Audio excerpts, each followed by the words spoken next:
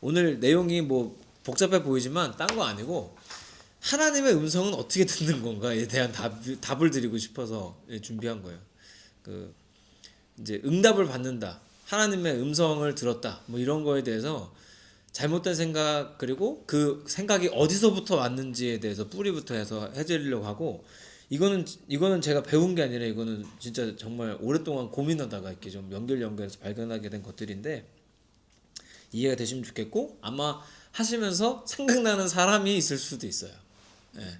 뭐 특정 인물이 아니라 그런 분들이 많아요. 교회 안에 많았기 때문에 그러니까 그런 분들 위해서 기도해 줘야 됩니다. 그 특별한 능력이 있는 게 아니고 신앙에 대한 오해이기 때문에 이해하시기를 바랍니다.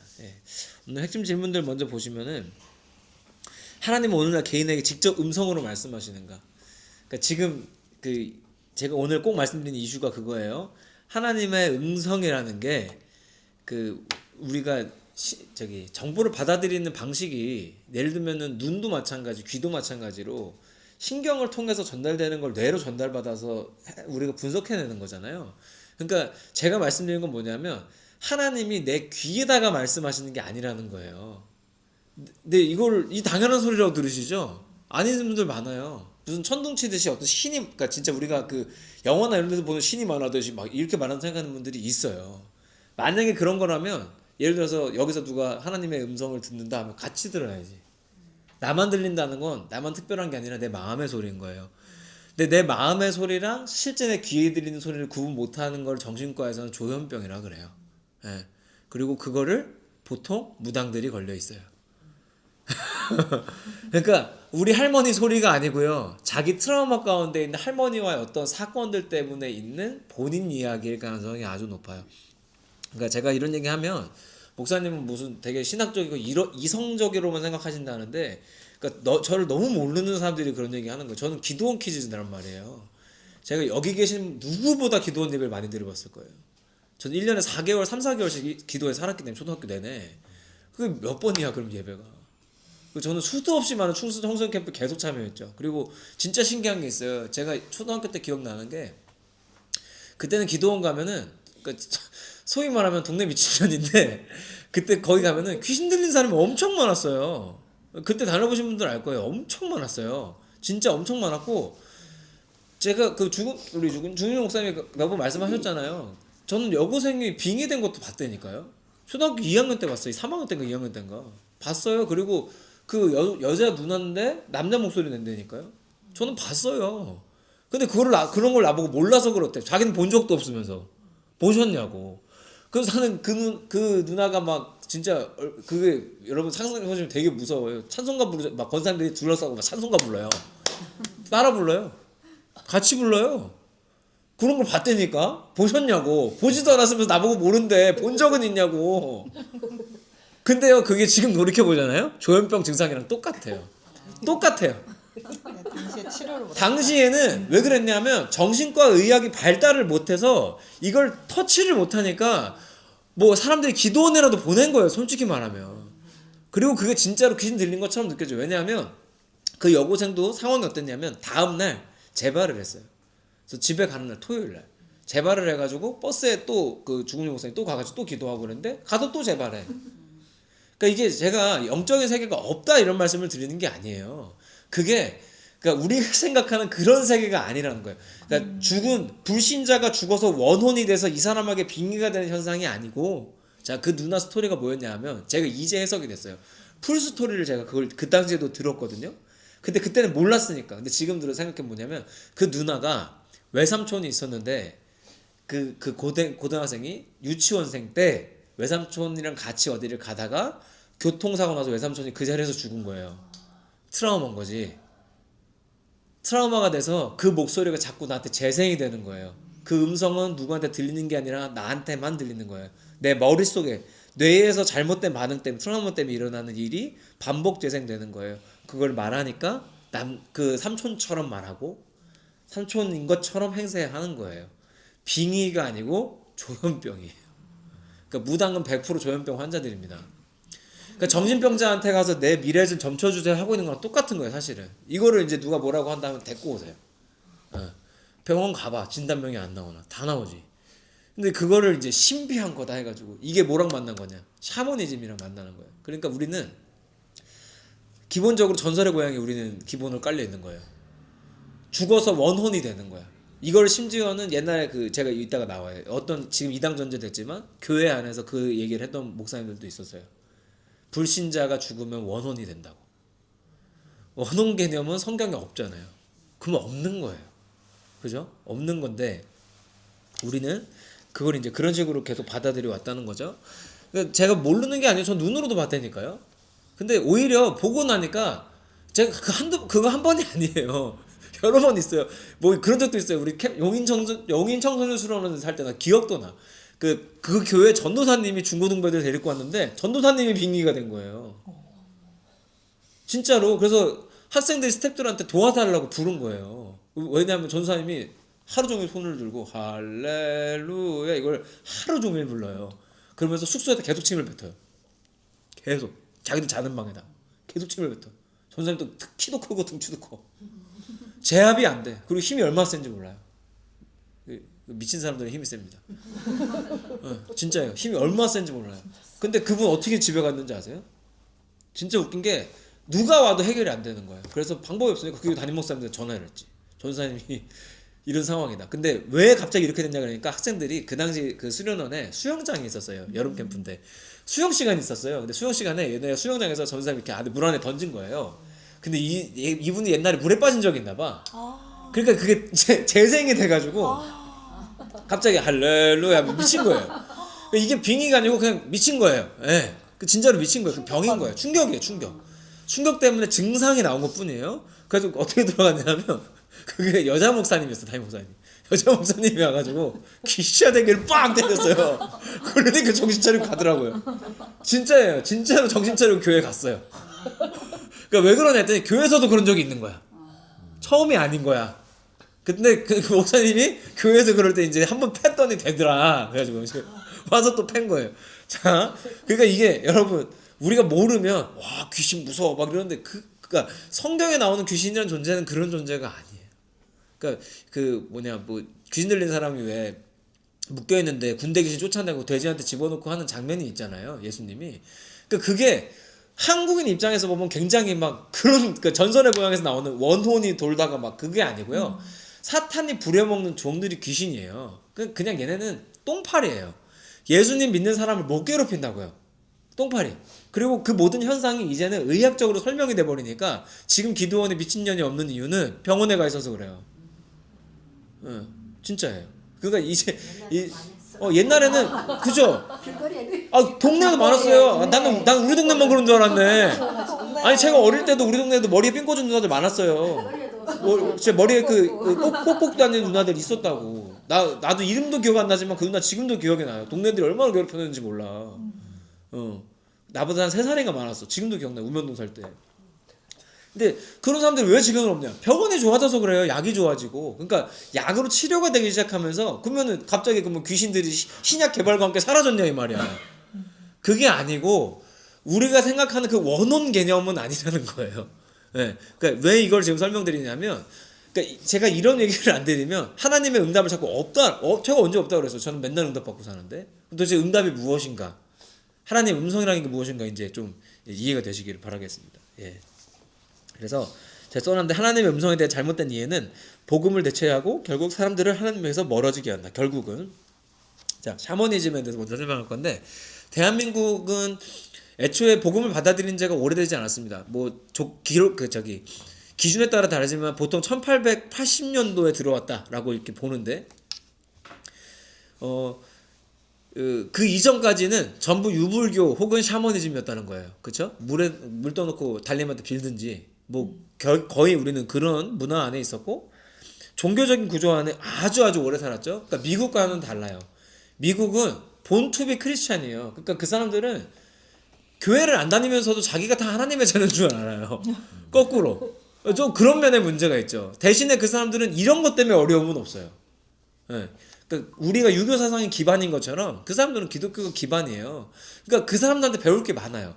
우리한테는 있는데 그 사람들한테 없는 거는 잘못된 경우가 많아요. 원혼 같은 거 계속 말씀드리지만 샤머니즘이 뭐냐면 이거는 종교적 본능이 구조화된 세계관이다 해서 자 여기 그 2-1번 표가 중요한데요. 신을 어떻게 보냐?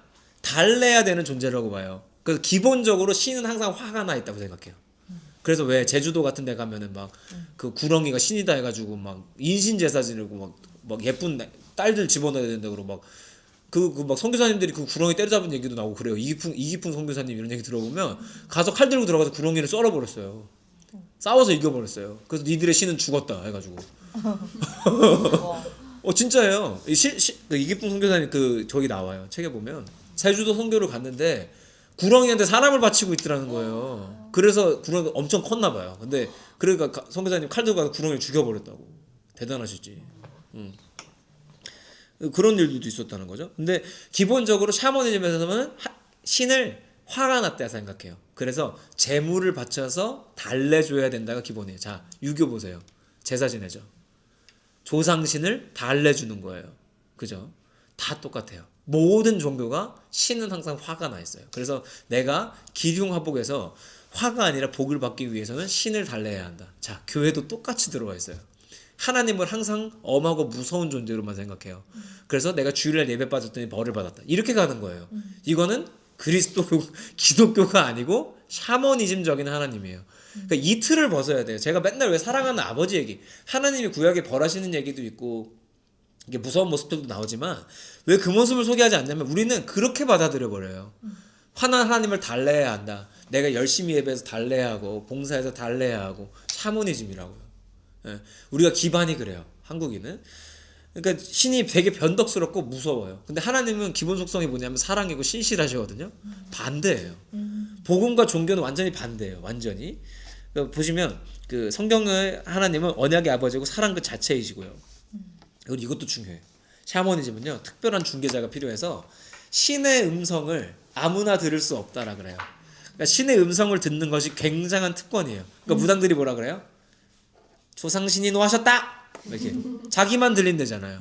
그걸 샤머니즘이라고 하는 거예요. 자, 근데 이게 교회에 오면 어떤 게 있냐면 권사님 내 말만 들어. 내가 어제 꿈에서 봤어. 하나님이 나한테 특별히 말씀하시는 게 있어? 네, 샤머니즘이에요. 하나님은 모든 그리스도인에게 계시하십니다. 심지어는 예수를 안 믿는 사람한테도 계시하고 계십니다. 안 보이고 안 들릴 뿐이지. 이해되세요? 반대. 그러니까 우리의 유일한 중개자는 예수님밖에 없어요. 예수님이 하신 일이 뭐예요? 십자가 지심으로 하나님과 자녀들이 소통할 수 있는 길이 되신 거 아닙니까? 예수님이 유일한 길이라는 게 그 말이에요. 근데 우리는 자꾸 이게 왜 그렇게 되냐면 죄송한 얘기지만 우리 강도사님도 잘 배워도요. 목사님들이 이 무당 자리에 앉으면 편하거든요. 내가 특별히 듣는 거니까 성도님 내 말 들어요. 내 마음대로 컨트롤하기가 쉬워지잖아요. 그러니까 그렇게 해온 거예요. 그리고 또 몰랐어요. 자, 여러분도 이해하셔야 되는 게 있어요. 의학 연구가 계속되면서 의학이 발전하죠. 자, 과거 의사들이 아무리 똑똑했어도 지금 의사들이 하는 수술을 다 할 수는 없을 겁니다. 그쵸? 신학도 발전합니다. 계속 연구가 되고 계속 플러스가 되고 계속 연구된 건데 또 들어오기 때문에 미국의 신학이 우리보다 또 많이 앞서 있어요. 보면 한 10년, 20년씩 앞서 있어요. 그러니까 결국은 10년 뒤에 미국 교회를 한국이 따라오고 있더라고 보통은. 그러니까 이게 뭐냐면 신학도 발전을 해요. 그러니까 옛날 목사님 다 틀렸다는 게 아니에요. 죄송한 얘기지만 예전에는 우리나라에 예배학 개론이 없었어요. 예배학 개론이 들어온 지가 30년이 안 돼요, 우리나라에. 그러니까 그 이전에 예배를 드렸던 분들은 우리가 한국에서 하던 종교적인 형식의 예배를 가져올 수밖에 없었어요. 왜냐하면 안 배웠으니까. 그러니까 지금도 미국 교회 예배랑 우리나라의 교회 예배가 완전히 반대거든요. 그러니까 문화적인 차이일 뿐만 아니라 그런 차이도 있어요. 예배학 개론이 미국에서 들어왔는데 없었으니까 우리는. 예. 제가 그걸 한국에 최초로 들여온 교수님이 제 할아버지 뻘 되는 교수님이라고 생각하시면 돌아가셨어요. 그러니까 저를 가르친 교수님들의 교수님이죠. 그거 생각하면 얼마 안 돼요. 그러니까 지금 그 이전 세대, 그러니까 지금 한 70대 넘어가신 목사님들은 예배학 개론을 배워보신 적이 죄송하지만 없어요. 예배에 대한 이해가 생각보다 높을 수 없다는 거예요. 그러니까 종교적인 혼합이 일어날 수밖에 없었고 이건 이해해드려야 되는 거예요. 무시하는 게 아니고. 배울 수 없었으니까. 근데 그러면 거꾸로 뭐예요? 그게 다 맞진 않다는 거예요. 네. 안타깝지만. 그러니까 이 밑에 가보면 3번 보세요. 복이랑 화를 관리하는 게 목적이 돼요. 그래서 샤머니즘의 신앙의 목적은요, 잘 되는 게 목적이에요. 신은 수단이에요. 그래서 하나님이 복을 안 주시는 분이라는 게 아니에요. 저는 누구보다도 하나님 복 주시는 분이라는 걸 믿어요. 저도 그러고 싶고요. 근데 그 복 받는 게 목적이면 안 된다는 거예요. 그 신앙생활하면서 꼬여 있는 분들 보면 되게 그러니까 샤머니즘에서 말하는 신 섬기듯이 하나님을 믿고 있죠. 그런 분들은 신앙생활이 괴롭습니다. 여러분 무당집에 괴롭지 않은 사람 본 적 있으세요? 뭐 주변에 있으신지 모르겠지만 지금 운명전쟁 49 그 자꾸 저한테 떠가지고 가끔 보면 또 연출이겠죠. 연출인데 막 한 명은 무당이고 한 명은 일반인이에요. 근데 막 근데 오늘은 아니네 막 이래요. 그래서 할머니가 말씀하신다. 오늘은 아니네.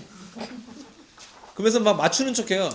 가정에 뭐 신내림 받는 사람 있다면서 막 무당이 맞추는 척을 해요. 그러면 얘가 또 막 갑자기 뭐 시인 척하면서 막 이러고 막 진짜요. 지금 TV에서 그러고 앉아 있어요. 얼마나 웃긴지 몰라. 근데 댓글이 다 그거야. 연출이네. 댓글이 다 안 통해. 이제 안 통해. 그러니까 여러분 교회에서 그거 할 필요 없다고. 안 통해. 안 통해. 안 통해. 이제 싫어해. 전도도 안 돼. 그거 하면. 근데 자꾸 그렇게 되면 이제 샤머니즘적으로 섬기다 보면 하나님에 대해서도 그렇게 생각하고 하나님을 무슨 귀신 중에 대빵 정도로 알고 있는 거예요. 우리는 유일신을 믿어요. 유일신은 뭐냐 하면 신이 하나라는 뜻이에요. 하나님만 신이다. 다른 신은 없다. 예, 바알과 아세라가 존재하는 게 아니라고요. 예, 아니고 그 사람들이 만들어낸 신일 뿐이다. 없다. 예, 없다는 거예요. 없다. 그래서 2-2쪽 뒤에 가보시면 이 페이지 안 넣었구나 내가. 한국 교회 안에 샤머니즘 현상 4가지. 그래서 기복 신앙의 구조와 그래서 복을 안 주신다는 게 아니에요. 복 받는 게 목적이 된 신앙은 문제라는 거예요. 잘못된 하나님을 섬기게 되기 때문에. 그다음에 직통 계시 문화. 예, 내가 직접 들었으니까. 그래서 성경에 있는 얘기보다 내 얘기가 더 중요해요. 예, 그럼 혹시 주변에 있으신지 모르겠는데 그런 분들이 보통 하는 말 있어요. 집사님 다른 사람 말 듣지 마. 내 말만 들어. 막 그래요. 교회 안에 이런 사람 있으면 신고하세요. 신고 전화번호는 010. 예. 저한테 신고하세요. 예. 잘못된 겁니다. 나한테만 직통계시. 그러니까 직통계시가 뭐냐면 아까 말씀드린 내가 하나님의 음성을 귀로 들은 것처럼 특별한 현상을 경험했다. 막 이런 거. 예. 제가 주일 저녁에 이거를 또 말씀으로 풀어드릴 건데 왜 그럴 수밖에 없는지 이유도 있어요. 예. 그분들은 복음으로 충분하지 못해서 그래요. 그러니까 특별 대우를 받아야 돼요. 특별한 사람이어야만 해. 막 안 그러면 견딜 수가 없어요. 예, 안타깝죠. 그리고서 영적 우월감과 특별 대우 욕구. 그래서 내가 귀신을 본다, 누구의 죄를 꿰뚫어 본다 하면 신앙의 외역을 쓴 권력욕이다. 그래서 내가 그거를 빌미 삼아서 사람들을 컨트롤하고 싶어요. 교회에서 한 자리를 차지하고 싶어요. 난 특별한 능력이 있다. 막 저한테도 저희 교회에서도 그랬어요. 지금 이제 교회 대부분 안 계신 분들이지만 저한테 와서 목사님 제가 아는 집사님은 직통으로 계시를 받아요. 우리는 그걸 이단이라고 부르기로 했어요. 그러니까 이런 걸 모르시니까 성도님들이 너무 그 말을 쉽게 쓰시는 거예요. 예. 위험합니다. 그다음에 마지막 고난에 대한 즉각적 원인 찾기. 이것도 사실 되게 중요한 부분인데 그러니까 예를 들면 내가 주일에 빠졌어. 근데 월요일에 교통사고 났어. 주일에 빠져서 벌 받았구나. 이렇게 가는 거는 샤머니즘이라고요. 예. 근데 우리는 이거를 복음이라고 들어왔어요. 지금 복음 아니에요. 샤머니즘이에요. 자, 근데 이게 그러면 왜 교회 안에 이렇게 판치고 있냐? 여기까지 오늘 할 건데요. 밑에 베레아 귀신론. 이거는 알아셔야 돼요. 이게 뭐냐면 자, 제가 알고 있는 수많은 담임 목사님들은 이 김기동 목사라는 사람의 이 강의를 들은 적이 대부분 있으십니다. 1970년대 시작한 이 운동이 너무 잘 되니까 교회마다 왜 옛날에는 잘 되는 게 막 세미나를 막 했잖아요. 뭐 지금도 뭐 두 날개니 뭐 세 날개니 네 날개니 막 이런 거 하잖아요. 그런 거 마냥 이 성락교회라는 데서 우리 교회 잘 되니 니네 와서 들어라고 세미나를 한 거예요. 근데 결국은 이 사람은 저기 써놨는데 침례교부터 해가지고 통합까지 해서 1992년도까지 이단으로 정죄를 당했습니다. 아시겠죠? 그러니까 이 사람이랑 비슷한 얘기하는 건 이단 신앙이라는 거예요. 자, 근데 안타깝게도 우리 안에도 조금씩 다 있어요. 이 영향이 지금까지도 있어요. 지금까지도. 자, 핵심 오류가 뭐냐면 불신자의 사후 영혼이 귀신이 되어서 모든 질병과 불행의 원인이 된다. 제가 자주 말씀드리는 거 감기의 영, 무좀의 영 이런 거 찾는 거 베레아 기독론이에요. 예. 베레아 귀신론, 기독론이래 자꾸 베레아 귀신론. 그래서 얘가 뭐 예를 들어서 벌 받은 것도 귀신이 날 괴롭히는 거다라고 하는 거예요. 그래서 성경은 모든 문제의 근원은 죄라고 하는데 그 자리에 교묘하게 귀신을 갖다 넣어요. 네, 죄를 귀신으로 바꿔요. 그래서 귀신 탓을 해요. 그러니까 내가 회개하는 게 아니고 귀신을 축출해야 된다고 자꾸 말하는 거예요. 그래서 예전에는 교회에서 축기도 많이 하고 축사도 많이 했는데 지금은 없는 이유가 신학적인 연구가 많이 돼서 그래요. 아시겠죠? 그게 문제가 아니었던 거야. 사실은 내가 하나님 없이 사는 게 더 문제야. 귀신보다 더 무서운 건 사람이라니까요. 사람이 제일 무서운 거예요. 근데 자꾸 축사 귀신 쫓기가 해결책이 돼요. 기도하는 이유가 귀신 쫓는 거야. 자, 그래서 여기서 뭐라고 하냐면 이거 할 때 뒤에 제가 안 써놨나 보네요. 하는 게 뭐냐면 영혼육이 있잖아요. 자, 신자가 그러니까 예수 믿는 사람이 신자의 영이 구원받았을지라도 혼과 육에는 귀신이 장난칠 수 있다는 게 이 사람의 귀신론이에요. 그래서 네 지금 그러니까 그 빙이 되겠다 뭐 이런 거 있죠. 그게 다 여기서 나온 거예요. 그래서 지금 저 문제는 귀신 들린 거야. 귀신 들린 거야. 축출해야 돼. 감기 걸렸어. 너 감기의 영에 시달린 거야. 너 우울해? 너 우울의 영에 눌리고 있는 거야. 그러니까 그게 어디로 와요? 이제 긍정적으로 바꾼 게 수능 기도회 때 수학의 영, 국어의 영으로 오는 거예요. 진짜예요. 성경에 어디 비스무리한 것도 없는데 막 만들어낸 거잖아요. 지금도 그 기도하는 교회 많습니다. 지금도 많아요. 수능 기도회는 그렇게 하는 게 아니고 수험생의 엄마의 불안한 마음을 다루는 기도회가 돼야지. 할 거면 수학의 영 찾지 말고. 근데 안타깝게도 축사하는 게 되게 교회 안에서 중요한 사역이 되었던 거예요. 그래서 이 신자에게도 귀신이 역사한다. 자, 여러분 신자에게 귀신이 역사합니까 못합니까? 못해요. 괴롭히려고 하는데 예수님한테 구원받았다는 거는 그때 치열한 싸움을 해야 된다는 게 아니라고요. 이미 끝난 싸움이야. 이미 끝난 싸움인데 제가 그래서 똥파리라고 표현하는 거예요. 아무것도 아니에요. 똥파리는 총 쏴야 가요? 이렇게 가라면 가요. 끝난 거예요. 이 싸움은 끝난 싸움이에요. 그래서 이 복음의 완전성을 오히려 무력화시키면서 혼과 육은 귀신에도 시달릴 수 있다. 너 감기의 영, 우울의 영 막 이렇게 하면서 자꾸 했던 거죠. 근데 그 이유가 3번에 나와요. 왜냐하면 귀신 추출 아무나 못한다. 그러니까 추출할 수 있는 너 내 말을 들어라. 권력화하기 위해서 신앙을 악용한 거죠, 사실. 그래서 이단이 된 거예요. 근데 안타까운 게 뭐다? 지금도 그게 우리 교회, 그러니까 현대 교회 안에도 여지껏 흐르고 있다는 거예요. 여지껏. 안타깝죠. 그러니까 저는 여러분 이렇게 마음 아프거나 몸 아픈 분들 오거나 하면 실제로 제가 조현병 환자를 실제로 대해본 게 한 5번 정도 되는 것 같아요. 그 누나 빼고요.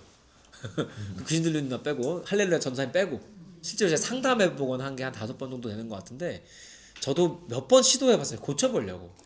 못 고쳐요. 약물의 영역이에요. 약 먹지 않으면 해결이 안 돼요. 이미 뇌의 흐름이나 호르몬 흐름 같은 게 다 고장이 난 거기 때문에 그러니까 어떤 거냐면 전두엽이 완전히 기능을 상실하고 편도체 기능만 활성화되면서 편도체에서 상상하고 일어나는 수많은 일들이 현실과 구분하지 못하게 된 거예요. 그러니까 그 소리가 실제 소리처럼 들리기 시작하고 그게 심해지면 이제 조현병이 되는 거예요. 그래서 계속 없는 얘기를 해요. 막 뭐 예를 들면 제가 실제 상담했던 분이에요. 어떤 분이 막 그래요. 목사님, 제가 사실은 김정은 친구예요. 진짜예요. 제가 되게 얼마 안 된 일이에요. 김정은 친구예요. 목사님, 제가 트럼프도 만나봤어요. 갑자기 그러니까 딱 이렇게 그 얘기를 한 것도 아니에요. 심지어 갑자기 트럼프 김정은 친구래요. 그리고 제가 북한도 갔다 왔어요. 막 이래요. 그러니까 이건 조현병이에요. 이게 좀 사람이 증상이 좀 무섭게 나타나면 그게 귀신 들린 것처럼 보이는 거예요. 이거는 약 먹으면 해결돼요. 어느 정도는 잡혀요. 입원 치료하면 더 많이 잡혀요. 자, 참고로 알아줄 게 있어요. 정신병원에 입원하는 환자 비율에서 종교조사를 했더니 1등이 기독교래요. 우울증 약 한 번 먹고 끝날 일을 우울의 영이다. 막 물리치다가 병원 안 가서 병을 키워가지고 입원을 해버리는 거예요. 또 입원한 거 말도 못해. 부끄러워서. 기도도 못 받아. 그게 뭐야?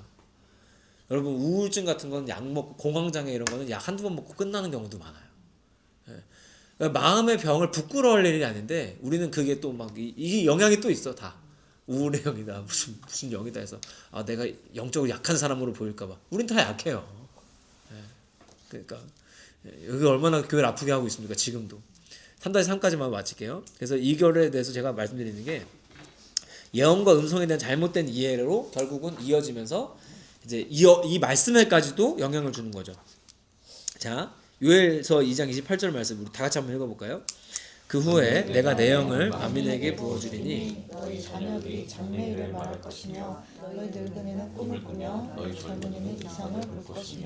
예, 여기서 예언과 꿈과 환상에 대해서 얘기가 나오잖아요. 자, 근데 중요한 게 있어요. 이 말씀의 시작은 예언과 꿈과 환상이 아니고요. 성령을 부어주셨다는 게 1번이에요. 성령을 받은 사람에게 그 일이 일어난다는 게 1번인데 우리는 내게 나타나는 현상에만 자꾸 집중해요. 그래서 마지막 날에 찬양 부르면 자녀들 예언할 것이 거기만 기억이 나는 거야. 성령이여 우리에게 임하소서가 가사도 훨씬 길거든요. 근데 거기는 기억이 안 나고 자꾸 여기만 보는 거죠. 자, 그러면은 일단 그게 전제인데 그럼에도 불구하고 예언과 꿈과 환상에 대한 이 오해를 좀 풀어봅시다. 예언을 미래를 예측하는 걸로 알고 있는 분들이 너무너무 많은데 아니에요. 프리주디스죠 영어로는. 그렇다면 근데 이거는 한문으로 맡길 예자고 영어로 프로페사이라고 나와요. 그러니까 이건 뭐냐면 대언, 하나님의 말씀을 받은 사람이 대신해서 하나님 말씀을 전하는 걸 예언이라고 하는 거예요. 그러니까 여러분도 예언자가 될 수 있고 저도 예언자가 될 수 있는 거예요. 이 부분만 잘라서 쓰면 좀 제가 이상한 사람이 돼 있겠죠. 앞뒤가 없으면. 그러니까 중요한 거예요. 우리는 하나님의 말씀을 전하는 사람을 예언자라고 부르는 거예요. 이 시대에는. 그러니까 미래를 내다보는 게 아니에요. 갑자기 내가 성령을 받았더니 동쪽으로 가지 마라, 서쪽으로 가지 마라 하고 있는 게 아니라는 거예요. 그러면 어떤 예언을 할 수 있냐? 하나님 말씀대로 살면 우리는 행복해질 거예요. 좋죠. 이런 걸 예언이라고 하는 거예요. 성령 받는 사람은 인생이 달라진다. 예언이에요. 하나님이 우리 앞길을 함께 하신다. 예언이에요. 미래를 예측하는 게 아니고 하나님 말씀을 대신 전하는 거예요. 그다음에 여기서 꿈에 대해서도 나오는데 자, 중요한 게 있습니다. 내 영을 만민에게 부어줬다고 했어요. 만민은 특정 사람이에요? 아니에요. 성령 받은 모두예요. 성령 받은 모두가 할 수 있는 게 이런 체험이라는 건데, 자, 한국 사회에서는 꿈이 너무너무 중요해요. 모든 나라가 그렇지 않습니다. 근데 우리나라는 꿈에다가 엄청 의미 부여하죠. 그래서 뭐 돼지 꿈 꾸면 막 복권 사야 되고 뭐 그런 거 있잖아요. 막 태몽도 어마어마하게 거의 뭐 예수님처럼 믿고 있고, 어마어마하잖아요. 근데 모든 꿈이 하나님의 계시가 아니라는 거예요. 그 융이 연구한 꿈에 대해서 보면 그냥 무의식이 나타나는 거라 그랬어요.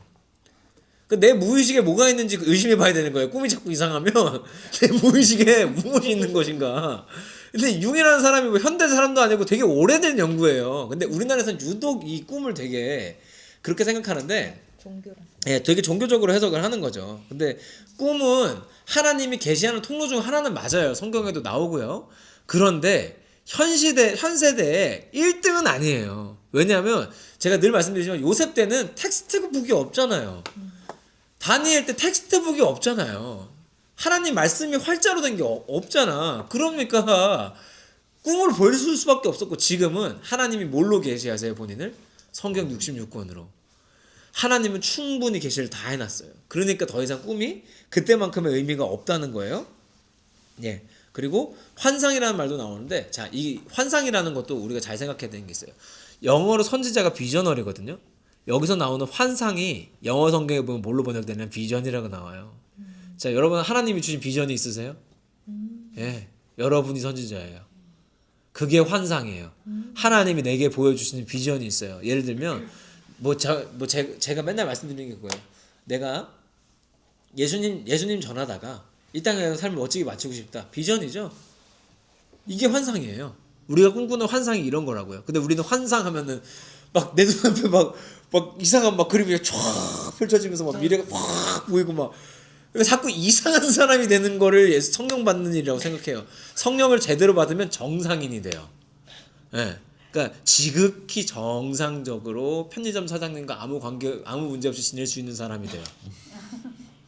그게 신앙생활이에요. 근데 우리는 그러니까 다 그런 건 아니지만 많은 분들이 안타깝게도 성령 받으면 이상한 사람이 된다고 생각해요. 특이한 사람, 특출하고 특별하고 다른 걸 보고 다른 걸 듣고 예, 그래서 교회 와서 여러분 혹시 특히 제가 보니까 50대 이상 여성분들이 많이 그런 증상이 있어요. 예. 그래서 그 우리 새가족부도 계시고 하잖아요. 오면은 이런 얘기 할 수 있어요. 아, 제가 권사님 제가 사실은 뭘 봐요. 뭘 들어요. 예, 그러면 제가 이 영상 유튜브에 올려놓을 테니까 전해주세요. 예. 아 진짜로 우리 교회에서는 그거 안 돼요. 아, 그 사실 우리 교회가 아니라 전국 교회에서 하면 안 돼요. 이제는 진짜 그만해야 돼요. 공부를 좀 해야지 목사님들도 공부 안 하면은 그거 그냥 우리 베레아 기독론 김기동 목사 밑에 계속 있는 거예요. 예. 그 이단이라고 했잖아요. 이단이라고. 벌써 20몇 년 전에 예, 이단이라며. 그러니까 이제는 여러분 우리가 누가 더 특별한 체험을 하는 거에 싸움이 아니라 하나님이 자기 백성 전체에게 성령을 부으셨고 성령 받은 모든 사람이 예언하고 꿈꾸고 환상을 본다는 거예요. 모두가 특별한 사람이 아니고. 예, 그래서 예, 여기까지 오늘은 이해해주면 좋겠고 나머지는 목요일 한번 하겠습니다. 그리고 요걸 총정리해서 주일 저녁에 말씀이랑 연결해 드릴 겁니다. 예, 들려주시길 바랍니다. 긴 시간 너무너무 감사합니다. 예, 질문을 받으면 안 될 것 같아요. 너무 길게 해서. 예. 지금 저기죠? 2시 5분이죠? 네. 오케이. 네, 그렇게 하고요. 기도하겠습니다. 하나님 감사합니다. 귀한 날 귀한 시간에 우리가 하나님에 대한 오해들을 또 하나씩 풀어가게 하시니 감사합니다. 그동안 성령에 대한 오해 또 영적인 세계에 대한 오해로 인해서 하나님이 아니라 성경에 있는 하나님이 아니라 다른 존재를 우리가 혹여나 믿어오진 않았는지 하나님 앞에 내어드립니다. 하나님 지혜와 능력을 더하여 주시고 특별히 잘못된 신앙으로 아픈 자들이 있다면 하나님의 올 바른 음성을 들을 수 있게 도와주시고 이제는 진짜 우리를 너무나 사랑하신 아버지 하나님과 함께 누리지 않고는 견딜 수 없는 이 좋은 복음을 함께 누릴 수 있도록 인도하여 주시옵소서. 특별히 전도 나가는 발걸음도 기억하여 주시고 특별히 파라곤에 나갑니다. 그곳에 하나님 필요한 자들 예수님 믿다 넘어진 자들 예수님을 한 번도 믿어본 적 없는 불쌍한 자들에게도 하나님 말씀이 전해지고 음성이 들려지는 시간 될 줄 믿습니다. 인도하여 주시옵소서. 감사합니다. 예수님의 이름으로 기도합니다. 아멘.